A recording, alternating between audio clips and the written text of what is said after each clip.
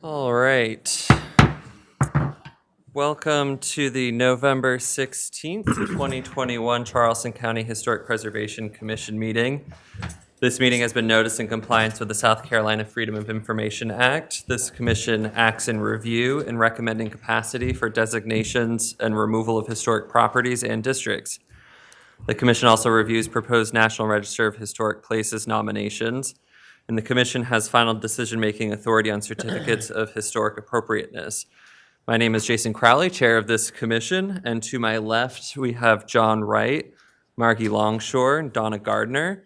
And to my right we have Pat Jones, Lori Lechner, Tisha Smalls-Brown, and Melanie Miller. Joel Evans, Director of Zoning and Planning, is in front of me, and our attorney is Mark Bell. And Joel, if you'd like to introduce the rest of your staff. Sure. To my right, Andrew Mellison and Adam Syme. And to my left, Nikki Grimble, who will be presenting the cases today. Great. I'd like to remind you that in order to get a good recording of the meeting for the minutes, please speak loudly and clearly into your microphones. Also, Charleston County continues its mandatory mask requirement when inside county buildings until further notice. The first item on the agenda is the approval of the minutes of the September 21st, 2021 meeting. Is there a motion and a second? Motion. We have a motion from Melanie Miller. Second. A second from John Wright. Is there any discussion? All right. All those in favor say aye. Aye. All those approve say nay. All right, the ayes have it. The next agenda item is HIST 1021000039, a request for a certificate of historic appropriateness. Nikki, when you're ready, please proceed. Alrighty. This is a request for a certificate of historic appropriateness to subdivide an 8.0298 acre parcel into 2 lots, and it's located within 300 feet of the old House Plantation. The TMS number is 087000025, and it is located at 7742 Oak Island Road in Edisto Island. This is the application history. There has only been one permit issued on this property for a single-family dwelling, and the current application that you all are reviewing today is a subdivision request. The existing lot will contain a single-family residence, and the residual lot will also be zoned for an additional home. This is the location of the subject property when looking at the county as a whole. The current zoning on this property is AG 10, which is Agricultural Preservation 10, and that is also the FLU, the Future Land Use Designation. The subject property and the surrounding properties are, they contain farmland, single-family residences, or are undeveloped.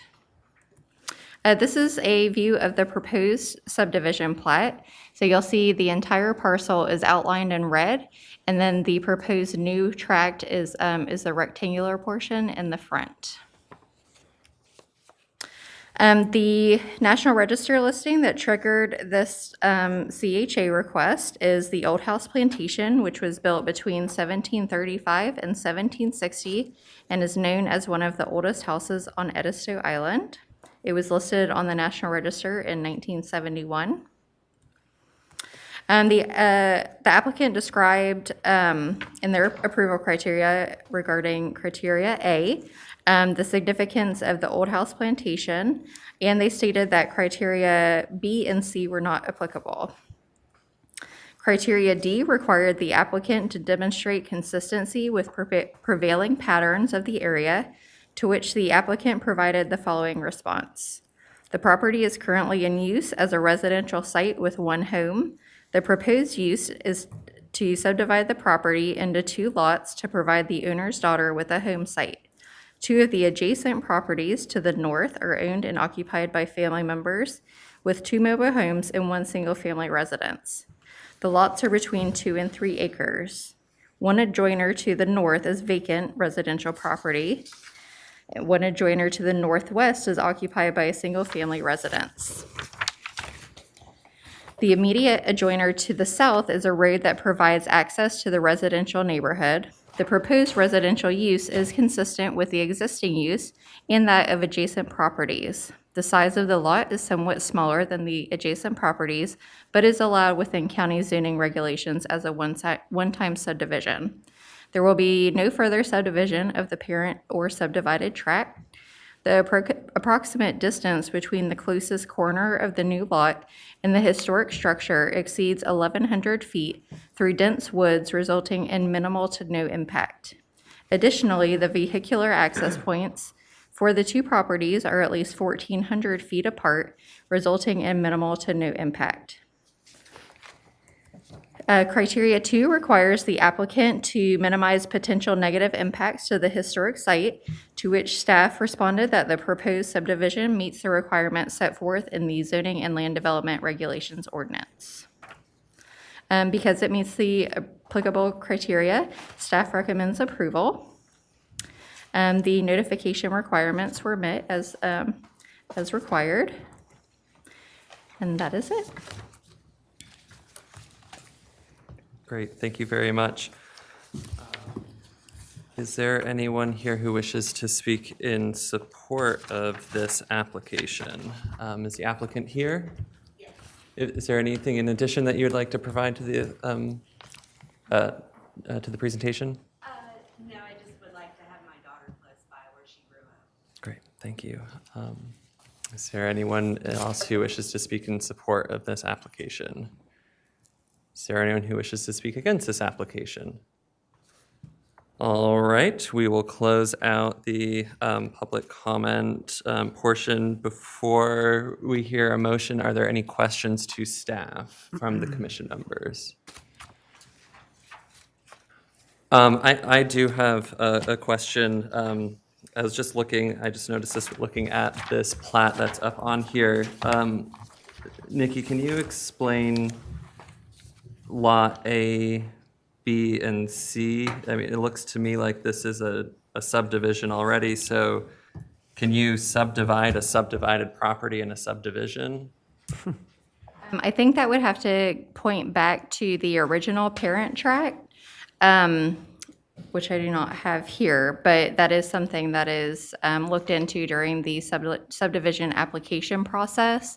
They go back and they trace the parent tract to see how many subdivisions have been made to date.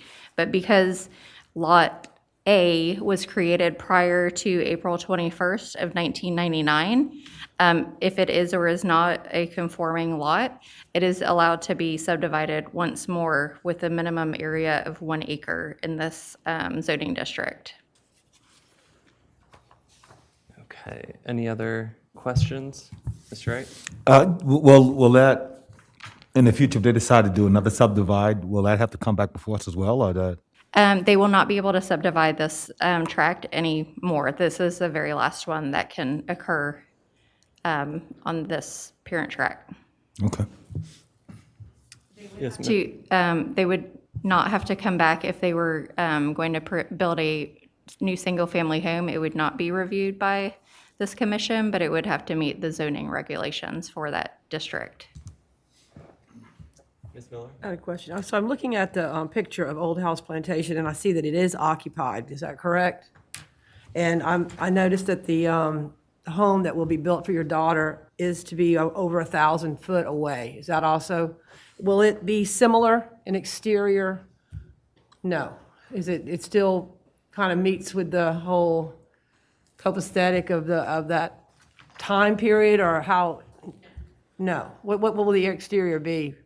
Well, my daughter's 22, and this is a starter home for her, so it'll probably be a modular home until she, builds her finances up and can build her own home. Okay. But there is enough distance away from this particular home with buffer and wooding and. There's a road. Uh-huh. There's also fields and trees, tree plantations. So you cannot even see Old House Plantation from the road or from the property. Thank you. And I wish you luck with your daughter living, that's great. Okay. Any other questions? All right. Would someone like to make a motion? I make a motion to approve. Mr. Wright has a motion. Is there a second? Ms. Lechner, second. All right, so we have a motion and a second to approve. All those in favor say aye. Aye. Is there any against? Say nay. All right, the ayes have it. This is the final decision of the Historic Preservation Commission. If any person with a substantial interest in a decision of the Historic Preservation Commission chooses to appeal this decision, they may do so to the Circuit Court of Charleston County. Such appeal shall be filed within 30 calendar days after today's date. The next agenda item is HIST 1021-00040, a request for a certificate of historic appropriateness. Nikki, please proceed when you're ready. Alrighty. This CHA request is to demolish a barn structure at Brooklyn Plantation, a National Register listed property located at TMS 029000002, which is at 2328 Laurel Hill Road on Edisto Island. The barn structure being reviewed today was permitted for construction in 2010, and other previous applications include an HPC approval for a CHA to paint the exterior of the Brooklyn Plantation House back in July of 2021. And this is the location of the subject property. The zoning and future land use maps of the subject site. The current zoning is agricultural preservation 10, and the future land use designation is parks, recreation, and open space. This is an aerial view showing the location of the barn structure and the plantation house, which sits approximately 800 feet away from the barn. Surrounding properties are zoned either AG10 or agricultural residential and contain single-family residences, mobile homes, or vacant land. And this is the National Register information for this plantation home. It was listed on the National Register in 1987 for its architectural significance, being constructed between 1800 and 1807. There's also a lot of other history tied to this location. It was originally the site of an indigo plantation. It also is the site of a boys' school, so it's had several lives over the years. This is the National Register listing boundary map. So the portion shown in yellow is the actual portion of the property and it also extends over the property boundaries that is contained within that National Register listing. As you can see, the barn structure is outside of that boundary, and the National Register portion includes 16.7 acres, but the total parcel is 59.62 acres. And these are just some site photos. The approval criteria provided by the applicant, in response to criteria A, they describe the significance of Brooklyn Plantation. Approval criterion B and C are not applicable because the proposed barn demolition does not contribute to the historic site. Criteria D and number 2 are also not applicable. Because all of the applicable approval criteria have been met, staff recommends approval. These are the notifications that were sent out back in October. And that's it for this one. Thank you very much. Are there any questions for staff before we move to comments? All right, is the applicant here? Is there anything in addition you'd like to provide? No, thank you. All right, are there any questions for the applicant? All right, we will close out that portion. Is there a motion on this application? I make a motion to approve. Ms. Lechner makes a motion to approve. Is there a second? I second. And Ms. Jones makes a motion to second. Any further discussion? All right, all those in favor for the motion to approve the demolition of the barn say aye. Aye. All those opposed say nay. All right, the ayes have it. This is the final decision of the Historic Preservation Commission. If any person with a substantial interest in a decision of the Historic Preservation Commission chooses to appeal this decision, they may do so to the Circuit Court of Charleston County. Such appeal shall be filed within 30 calendar days after today's date. Thank you very much. The next agenda item is HIST 0921000038, a request to designate Bethel African Methodist Episcopal Church to the Charleston County Historic Designation List. And Nikki, please proceed when you are ready. Sure. So as the chairman said, this is a request to designate Bethel Ame Church, which is located at 3754 Old Charleston Road, TMS number 28500000011 on the Charleston County Historic Designation List. The Bethel Ame Church, this is just some bullet points of the historic significance that was provided by the applicant. The church was established in 1888 by the Right Reverend Richard Allen as a bush church. Land was deeded to the church in 1908 by the Bennett, Robinson, and Blake families. The church is one of several amenities that acts as a central point alongside other businesses along this route.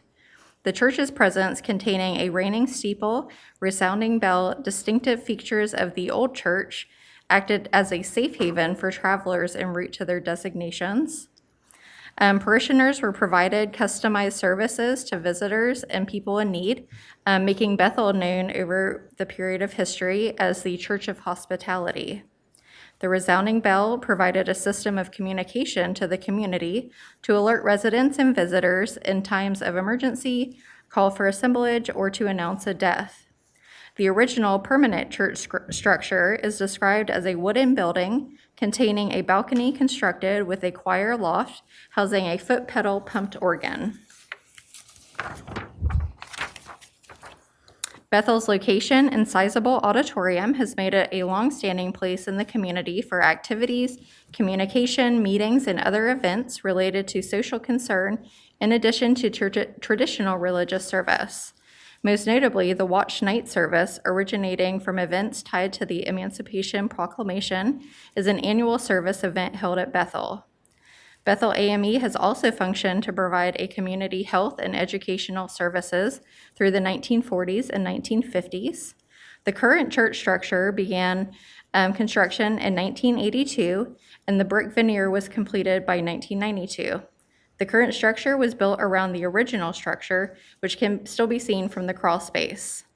The rear interior wall contains a painting of the Last Supper, which was painted by a local artist, Reverend Robert White Sr., and the Bethel Ame Church is not listed on the National Register of Historic Places. There are no previous applications of any significance. This is the location of the church when looking at the county as a whole. This is the current zoning. On the left in the yellow is single-family residential 4, and the future land use designation in the comprehensive plan is urban suburban cultural community protection. The subject property, as I said, is zone R4 and contains a church structure. Adjacent properties to the north and west are commercial and are currently undeveloped. Parcels to the east are also zoned R4 and contain single-family homes. And the parcels to the south are zoned industrial and can also contain single-family homes or are undeveloped. Here's some pictures from our site visit of the front elevation, the current cornerstone on the church, which I always find those very interesting. They have great information on them. And then elevation pics of either side. This is the interior of the church from the view from the balcony, and then some details showing the windows. A closer view of that mural that I spoke about earlier, and then a view of the balcony. And this is an image of the original Bethel church structure, which was constructed in 1888. And the church has also kept and preserved the resounding bell and the original cornerstone can be found in the balcony. In order to be designated as a historic property, the applicant needs to meet at least one of the 11 approval criteria. The applicant has provided responses to criteria 1, that it has significant inherent character, interest, history, or value as a part of the rural county or heritage of the county, state, or nation. Criterion 3 is associated with a person or persons who contributed significantly to the culture and development of the county, state, or nation. Criteria 4, that it exemplifies the cultural, political, economic, social, ethnic, or historic heritage of the county, state, or nation. And then also criteria 5, that it individually or collectively embodies distinguishing characteristics of a type, style, or period in architecture or engineering. And all of these responses are included in your packets.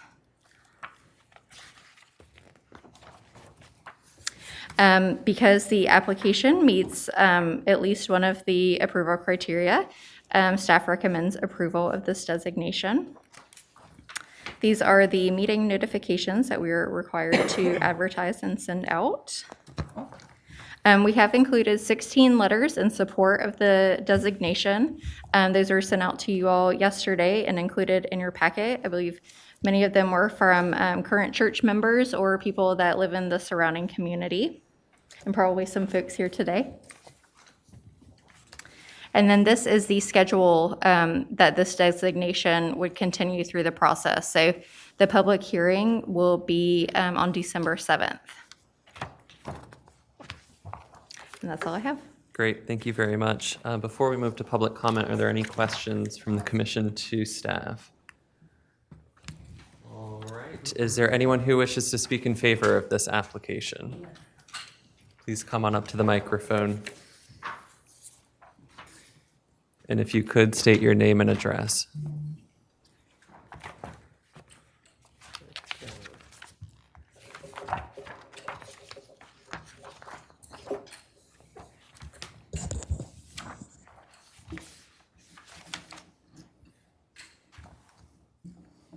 I am Barbara Moss. I live at 6123 Old Jackson Bar Road, Ravenel, South Carolina, zip 29470. We simply ask that you help us in our faith walk by placing Bethel African Methodist Episcopal Church on the Charleston County Historic Preservation List. We do this because we need the adjustments to help us move to our faith walk and attain the glorious crown. Thank you. Thank you very much. Is there anyone else who wishes to speak in favor of this application today?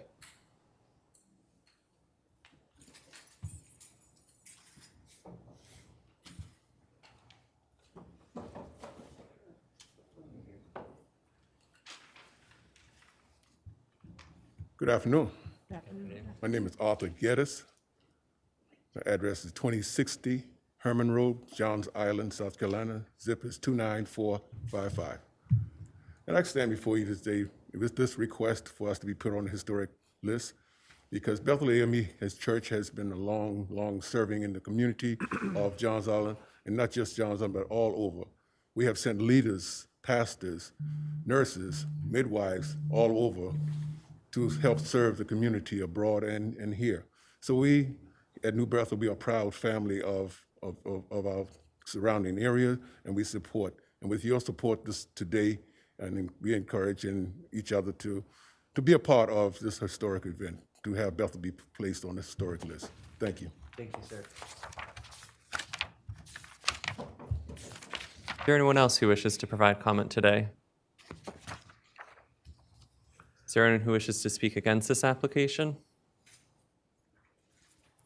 All right, if there are no further individuals who wish to provide comment, we'll close out the public comment portion. Are there any remaining questions from the commission? If not, can I get a motion? Make a motion, approve. Mr. Wright has a motion to approve. Is there a second? A second. I'll give it to Ms. Jones for the second. Is there any discussion? Ms. Miller? I would just like to say, as a retired history teacher of 32 years, serving South Carolina schools, it's an honor and a pleasure to be able to be part of the voting for your church to be put on this historic register. Good luck with your work, and thank you. Thank you. Are there any other comments? I want to say, sir, I appreciate your comments, but I liked hers more. Any additional discussion from members?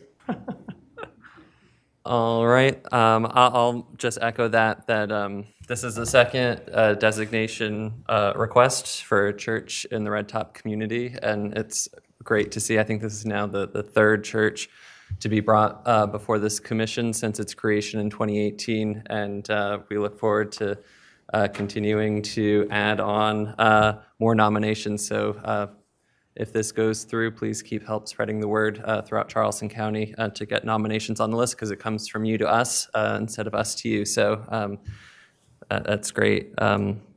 All right. All those in favor, please say aye. Aye. All those against say nay. The ayes have it.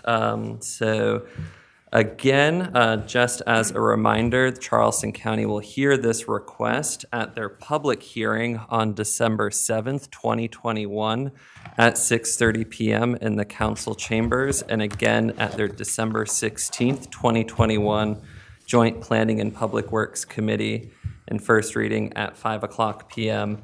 And the request must undergo 2 more readings for approval at the council's discretion. So just as a reminder, we're a nominating body. The council makes the final determination. So please do continue to follow through with voicing your support from the community at those dates. And good luck. Thank you for bringing this nomination to us.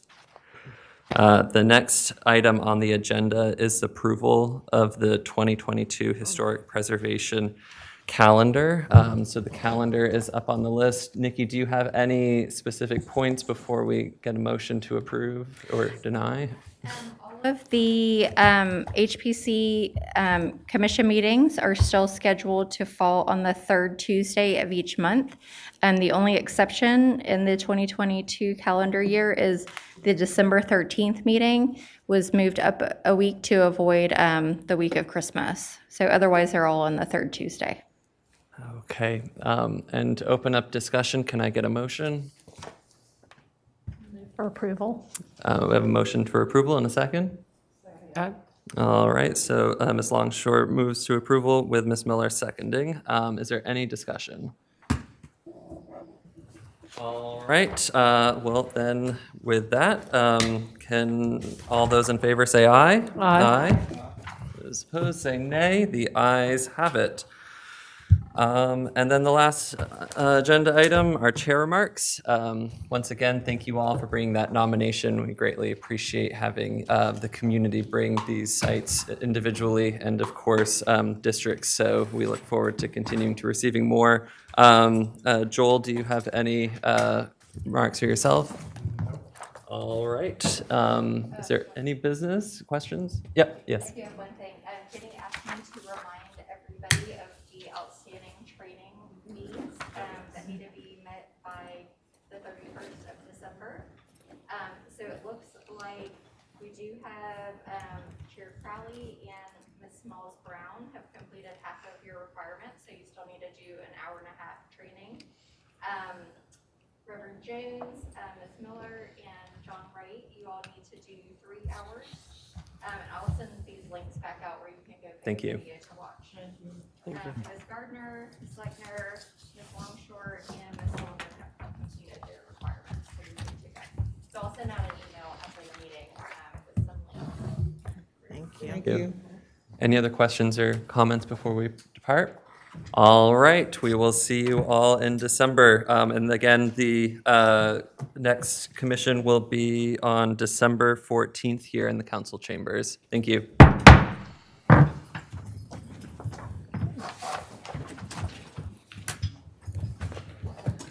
Good luck checking into some of that. See if that works for you. Figure out what and where. Right. No, I was like, She had surgery last month. So They're gonna send us, they're gonna probably send feeling us. okay, but she's I wonder if it was in two heart surgery, so Or you can pretty serious. Well, that's But who's she said allocated. that she is feeling good, It wasn't for the fact that we're but charged. recovering slowly. maybe on the package. Michelle's just part of, Take Feel care. better. All right, take care, good to see you. you know, that same thing that I was just telling you about. And they actually, I think. made a big move. You too. She said that December meeting is the Doing 14th. a tax workshop tonight out That one, at the 13th Berkeley is Electric. next. It's cool. Spreading the word. I've got to put my calendar Yeah, me now. I made a big mistake and didn't do that this year.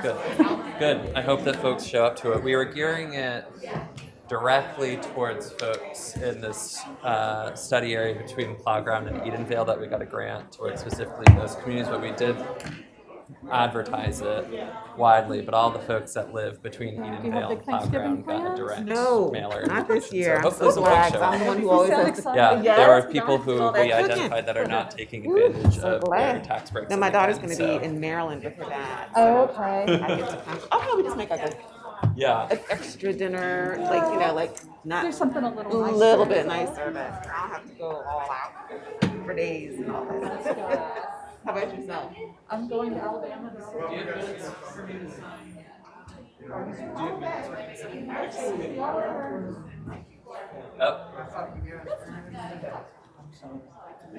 I usually toss them.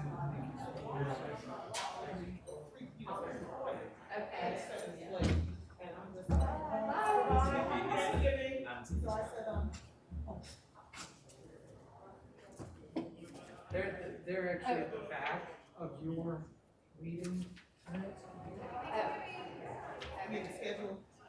No, I need to sign the minutes that we approved.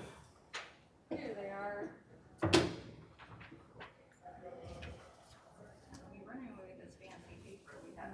So now I'm like, oh God. So you're trying to decide. Well, I'm gonna do it, you know, but I just don't wanna be on John's Island that late, but then, you know, we weren't in a pandemic, I would be over there anyway, so. Right. Yeah, How so late does it usually run?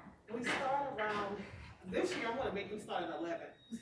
But, Yeah? yeah, usually we start, yeah, but usually, years past, we start around 10 o'clock. Okay. Some churches start at 9. Is this the launch party? Yeah, the watch night, and I'm sorry, I cannot, I don't need 3 hours to tell Jesus what I need to tell Jesus.